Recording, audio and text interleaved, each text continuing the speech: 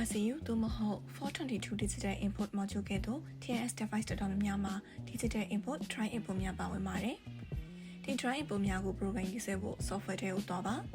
RCU လိုမျိုး Digital Input ပါတဲ့ module တစ်ခုကိုရွှေ့ပြီး double click နှိပ်ပါ Digital Input tab ကိုသွားပါ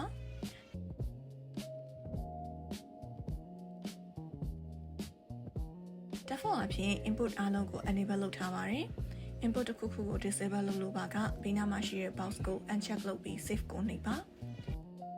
status button က dry input များရဲ့လက်ရှိ status ကိုချိတ်ဆက်ထားခြင်းရှိမရှိကိုပြသပေးပါလိမ့်မယ်။သင်ရဲ့ dry input မှာဘယ် device ကိုချိတ်ထားလဲဆိုတာသိရှိဖို့အရင်ရေးကြည့်ပါရယ်။အကယ်၍အဲ့ဒါက light switch တစ်ခုဖြစ်နေပါကအပြင်က physical switch က push button အမျိုးအစားလားဒါမှမဟုတ် rocker switch လားဆိုတာကိုသိဖို့လိုအပ်ပါတယ်။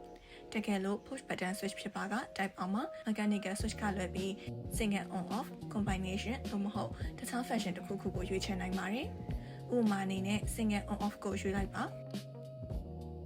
save ပြီးရနဲ့အဆိုပါ input က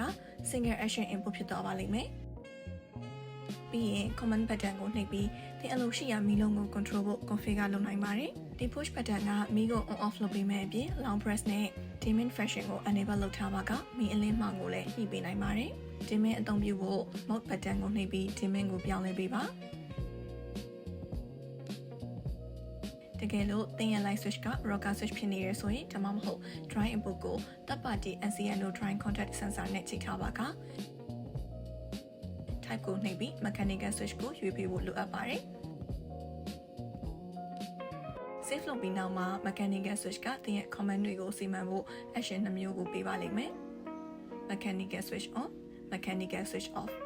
switch ချိတ်ထားခြင်းသို့မဟုတ်မချိတ်ထားခြင်းပေါ်မူတည်ပြီးတော့မီးကို on ဒါမှမဟုတ် off ဖြစ်စေဖို့ command များကိုသတ်မှတ်နိုင်ပါတယ်။ living room မီးကိုဖွင့်ဖို့ on switch မချိတ်ထားတဲ့အခါ living room မီးကိုပြန်ပိတ်ဖို့ offတခါတလေမှာ rocker switch တွေက TIS system သို့မဟုတ် TIS app မှာပါ control လုပ်နေရဆိုရင်တော့ conflict ဖြစ်နိုင်ပါတယ်။အဲ့လိုလဲဆိုတော့ rocker switch က physically on ဒါမှမဟုတ် off position မှာရှိနေမြဲဖြစ်တာကြောင့်အသုံးပြုသူအနေနဲ့မီးဖွင့်ဖို့ပိတ်ဖို့ switch ကိုအထက်အောက်နှစ်ကြိမ်တိုက်တိုင်းရွှေ့နေရတယ်လို့ဖြစ်ပါတယ်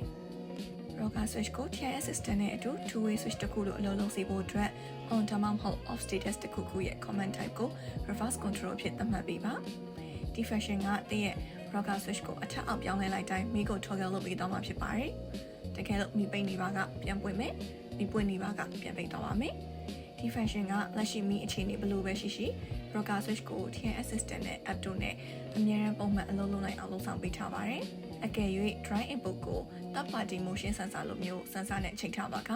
delay time ကို enable လုပ်နိုင်ပါတယ်။ဥပမာအားဖြင့်လှုပ်ရှားမှုမရှိတော့ဘဲမိနစ်အနည်းငယ်ကြာမှမီးကိုပိတ်စေလိုတာမျိုးဖြစ်ပါတယ်။သင် sensor အမျိုးအစား NO ဒါမှမဟုတ် NC ပေါ်မူတည်ပြီးတော့ delay ကိုနှိပ်ပြီး on သို့မဟုတ် off status အတွက် delay time ကိုနာရီမိနစ်စက္ကန့်အလိုက်ထည့်သွင်းနိုင်ပါတယ်။